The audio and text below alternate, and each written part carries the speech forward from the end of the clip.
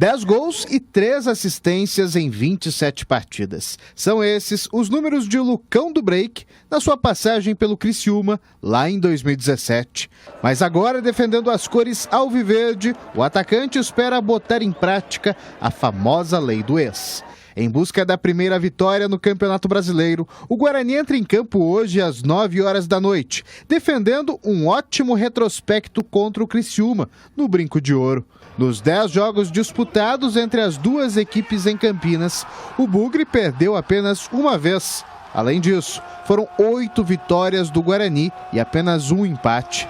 Mas dentro da competição, é a equipe catarinense que vive um melhor momento. Com 4 pontos em 2 partidas disputadas, o Criciúma chega invicto para esse confronto. Situação bem oposta do clube campineiro, que ainda não conquistou nenhuma vitória no Brasileirão. Para nós, num campeonato a longo prazo, o que a gente precisa é encontrar esse equilíbrio desses laços aí que a gente tem feito nas 2 partidas, né? Momentos bons dentro da partida contra o Sport, contra o Grêmio, é achar esse equilíbrio.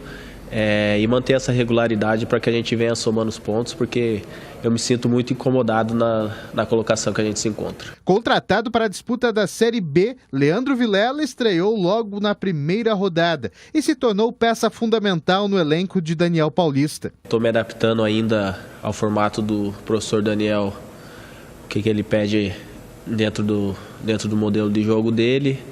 Estou me adaptando aos companheiros também.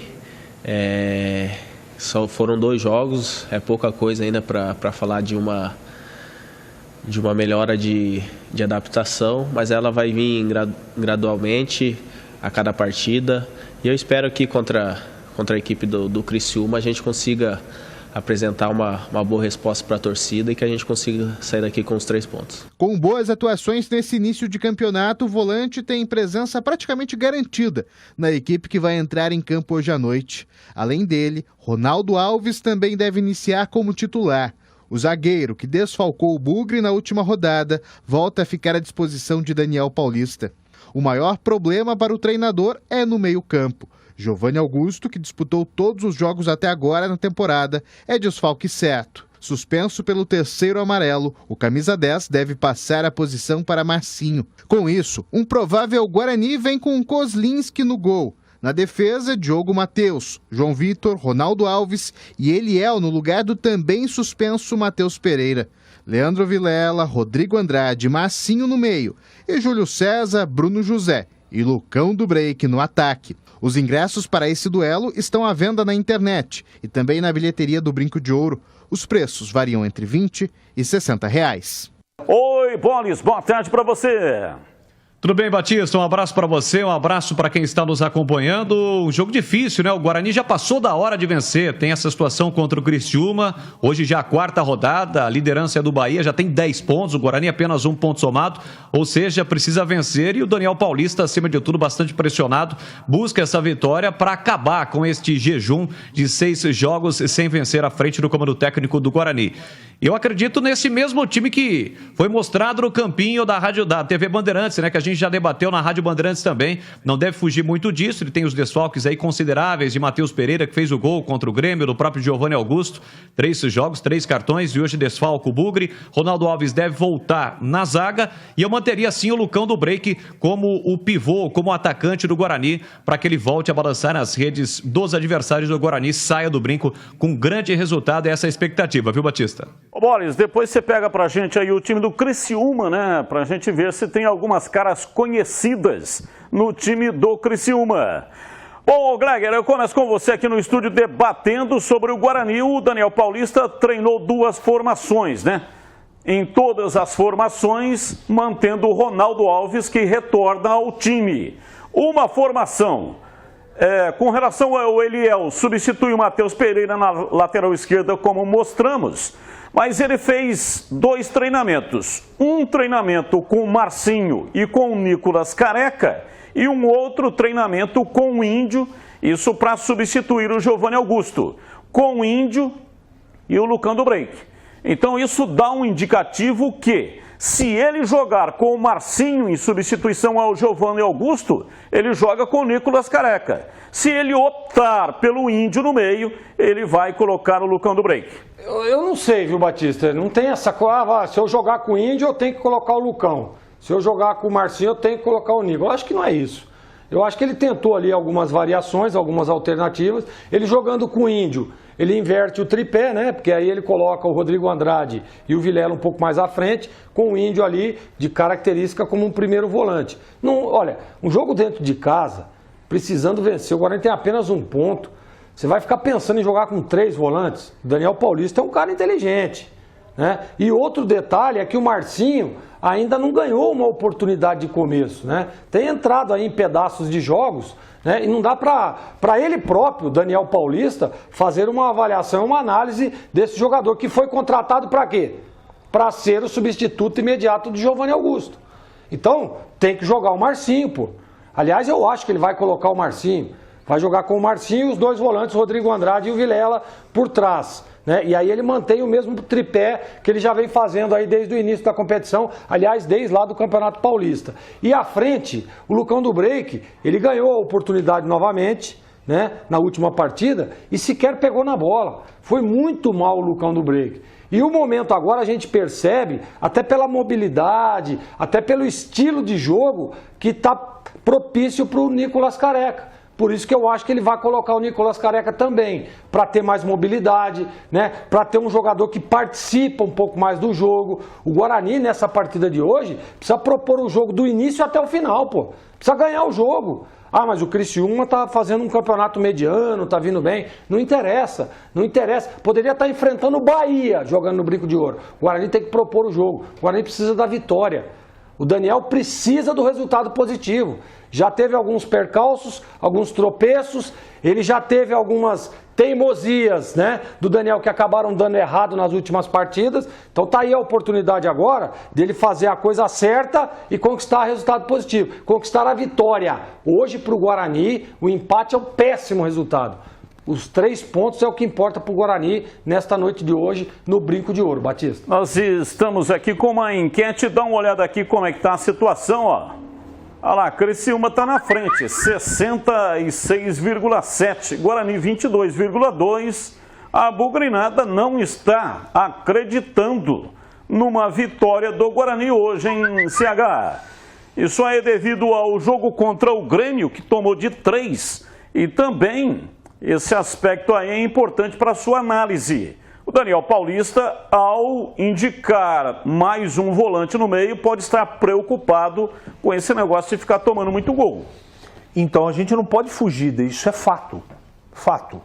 Eu também colocaria o Marcinho no meu campo se o time tivesse equilibrado. Eu até poria. Mas se ele testou o Índio, alguma coisa daquilo que ele está tentando fazer não está dando certo defensivamente. Tudo bem que volta o Ronaldo Alves. Mas o Derlan não comprometeu contra o Grêmio. Não foi por causa do Derlan que o Guarani tomou 3 do Grêmio. O Guarani tomou 3 do Grêmio pela circunstância do jogo e pelos erros individuais. Aí você até questiona uma série de situações. Eu acho que o Ronaldo tem que voltar para a zaga, ele é o capitão do time. No meio-campo, eu acho que a lógica é colocar o Marcinho. Ele é o substituto do Giovanni Augusto, mas eu quero lembrar, Gleger, que é a primeira vez também que o Giovanni Augusto fica fora. Então, ele é outra característica, hein, gente? É o substituto, mas o Giovanni tem uma característica, o Marcinho tem outra. Vai ser um jogador mais rápido. O Giovanni é um cara mais articulador, um cara que pensa mais o jogo, tem uma bola parada muito boa. Não é? E na frente a outra discussão que a gente está aqui conversando desde segunda-feira, Lucão ou Careca, Careca ou Lucão, sinceramente é jogar para cima porque os dois não estão nesse momento, né, correspondendo, mas eles não estão conseguindo jogar, não é pelo aspecto individual, Gleger. O resto também não ajudou nas últimas partidas. Então você também tem que colocar isso na balança. Por isso que foi uma argumentação do Boles agora na Rádio Bandeirantes, na nossa área. Por que não o Lucão em casa, com um time teoricamente, como o Gleger está colocando, eu também penso igual, de propor mais o jogo, né? Tem que estar em cima do Criciúma e saber que do outro lado tem um time muito bem treinado pelo Tencati. O Criciúma está ajeitadinho. É bom que o Guarani se cubra. É uma sinuca de bico, Batista, mas eu não posso deixar de responder a sua pergunta. É Marcinho lá na frente e o Careca. Mas eu não ficarei surpreso se ele tirar um homem de frente, menos o Júlio César, e colocar o Índio com o Marcinho fazendo um 4-4-2. Ô Boles, tem um time do Criciúma aí para enfrentar o Guarani hoje, partida marcada para as 9 da noite. Toda vez que tem um jogo nesse horário, 9 da noite, Nossa, lá eu vem. lembro de um circo, rapaz. E qual é o nome? Acho que era Bostock o nome do circo, Bostock, entendeu? Rodou o país inteiro. E aí o dono do circo, um senhor de barba. E como é que chama aquele negócio, aquele boné russo, né?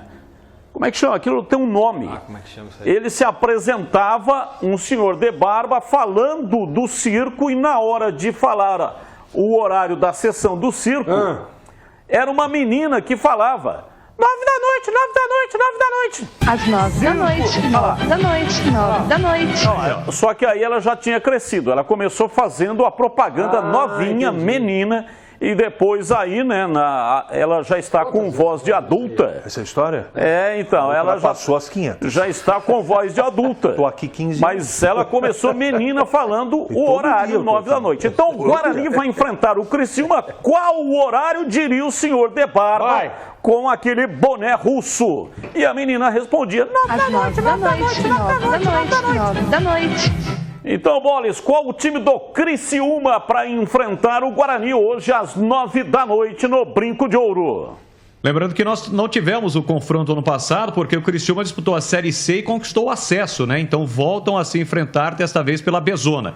O time é treinado pelo Cláudio Tencati, um treinador que teve um trabalho aí de muito tempo no Londrina, mas está no Criciúma. E o provável Criciúma para pegar o Guarani de Gustavo no gol, Claudinho, Rodrigo, Zé Marcos e Marcelo Hermes. Recentemente passou pela ponte, Léo Costa, Arilson e Marquinhos Gabriel, aquele mesmo, Felipe Mateus, Rafael Bilu e Thiago Alagoano, este é o provável Criciúma. Batista.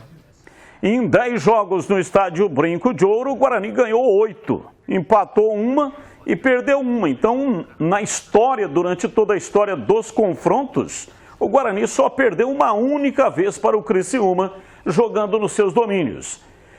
Vamos acompanhar aqui uma entrevista do Ricardo Moisés. Ele falou ontem ao vivo pela Rádio Bandeirantes, começa falando sobre SAF. Então, os sócios têm que debater exaustivamente esse assunto, primeiro no Conselho Deliberativo, depois entre os sócios, para a gente ver o pensamento do sócio, o que eles imaginam para o Guarani. Caso haja uma identificação dos sócios com esse modelo, a gente busca um parceiro, o CA buscaria esse parceiro. Caso não seja esse entendimento dos sócios, depois de amplos debates, inúmeras conversas, a gente se mantém como estamos hoje, né? Não vai ter nenhum passo dado pelo Conselho Gestor sem antes debater e exaurir esse assunto internamente. É uma assembleia que aconteceu ontem no estádio Brinco de Ouro. Uma comissão será montada. A SAF é a Sociedade Anônima do Futebol. Aquilo que aconteceu com o Cruzeiro vai acontecer com o Vasco e também com o Botafogo. E o Ricardo Moisés também falou sobre as dívidas do Guarani. O número de dívidas feitas após a arrematação do estádio em 2015, né? Esse número já chegou a ser maior, mas a gente vem conseguindo reduzir o número de ações distribuídas contra o Guarani e o valor médio das ações. Hoje a gente tem um valor médio de ações muito baixo. Não existe mais ações milionárias contra o Guarani, né?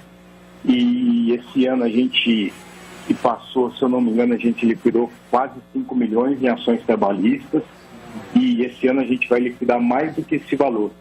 Então o Guarani vem aí para um futuro muito próximo para zerar essas ações trabalhistas. Na área civil e na área trabalhista são essas. Esse é um valor de provisionamento que a gente tem para liquidar as ações e aí a gente tem as pendências tributárias também. Perfeito. Você não tem de cabeça aí o valor, né? Das ações tributárias, Batista, gira em torno de 160 milhões. A gente está concluindo um estudo e a gente acredita que é possível parcelar esse valor e que esse valor seja reduzido em aproximadamente 100 milhões. uma perspectiva muito boa. A gente já iniciou conversas com a Procuradoria para buscar os meios de parcelar e solucionar essa dívida. E eu vejo assim muito controlável a situação financeira do Guarani. Então, 170 milhões dívidas tributárias, 15 milhões na área civil e mais 15 milhões na área trabalhista. Não tem nada a ver com aquelas dívidas trabalhistas, onde o Guarani teve o seu estádio arrematado pelo Grupo Magno para pagar dívidas trabalhistas antigas. São novas dívidas trabalhistas, na ordem de aproximadamente 15 milhões, um pouquinho mais, e o mesmo acontecendo com dívidas cíveis. No total, 200 milhões de reais é a dívida do Guarani, e disse aí o presidente que tem condições de fazer uma redução na ordem de aproximadamente 50%. O presidente deu uma entrevista ontem ao vivo na Rádio Bandeirantes falando sobre essa assembleia. E um assunto que debatemos bastante lá com todos os comentaristas é essa questão do Guarani ser transformado em SAF. É uma tendência, parece, né, dos clubes de futebol, mas não é tudo festa, não é tudo alegria, né? Primeiro tem que aprovar na Assembleia de Sócios e depois arrumar um investidor que tenha condição de fazer o aporte de capital. E a regra do jogo tem que ser muito clara, né? Até o presidente falou a respeito, porque eu fiz a seguinte pergunta: presidente, quanto vale o Guarani? Vamos imaginar que tudo estivesse pronto, Gleger, e o conselho, os sócios estivessem querendo, a intenção de ouvir o investidor. Quanto vale o Guarani? Ele não sabe responder. Sabe por quê? Porque depende do que o suposto investidor tem intenção de fazer o quê? Vai ser um grande revelador? Vai ser um time internacionalmente competitivo? Vai virar campeão brasileiro? Qual é o investimento? O Guarani vai dar que passo em termos práticos dentro do campo? Então é uma coisa ainda muito embrionária. Mas o Guarani, Batista, eu não me lembro, você pode me corrigir, eu não me lembro de o Guarani estar nesse estágio, né, de organização e de transparência. Eu não me lembro. Parabéns aos envolvidos, mas 200 milhões é dinheiro pra caramba, viu, Batista? Ô, Gleger, para você também a entrevista aqui do presidente, o que você achou? Você que participou ontem, fazendo inclusive pergunta para o presidente. E a minha pergunta foi em cima do que o primeiro contato que ele teve com os sócios, com o pessoal, com os conselheiros, qual que era a resposta, positiva ou negativa? A preocupação é essa, né? Porque a gente sabe que isso vai ter que passar por uma assembleia. Seria a salvação do Guarani? O Guarani hoje, como disse o CH agora, está se organizando. Tudo bem que tem a dívida, mas o presidente é um cara que vem fazendo um trabalho correto, pagando aos devedores, diminuindo essa dívida, então não está precisando do SAF, né? Então por isso que eu digo, né, Batista? Eu acho que a dúvida maior é se realmente os associados, os conselheiros, estão dispostos a que o Guarani Futebol Clube vire uma SAF. Eu não sei, essa é a minha maior dúvida. O presidente disse, olha, por isso que nós estamos fazendo essa assembleia, para sentir um pouco do torcedor, do associado e dos conselheiros qual o melhor caminho a se tomar. E você, Boles, a sua opinião, Leandro Boles, participa direto do estúdio A da Rádio Bandeirantes, essa ideia de SAF que o Guarani começa neste momento a colocar em debate. Lá no Cruzeiro, a torcida achava que transformando em SAF, o time ia virar uma potência de novo. E não é isso que está acontecendo, Boles.